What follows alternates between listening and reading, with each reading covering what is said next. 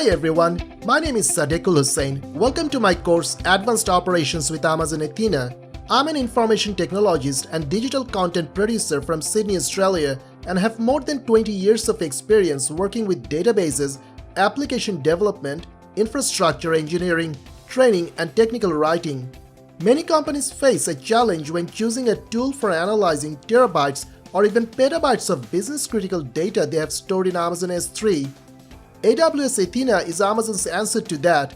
It's a low-cost, serverless query tool that lets you run interactive SQL queries on S3 data.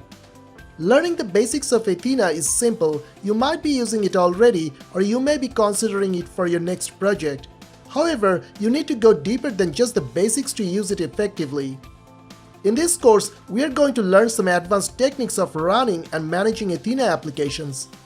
The major topics we will cover here include how to use Amazon Glue with Amazon Athena, how to query complex data structures from Athena, how to secure Athena applications, how to automate Athena workflows, and how to visualize the data exposed from Athena. By the end of this course, you will have enough skills and knowledge to feel confident about managing any production Athena workflow. Before beginning this course, you should have some basic familiarity with Amazon Athena and other AWS services like S3, IAM, KMS, or Lambda. You should be also comfortable writing basic SQL queries. Any familiarity with programming languages like Python or tools like Tableau will be greatly helpful.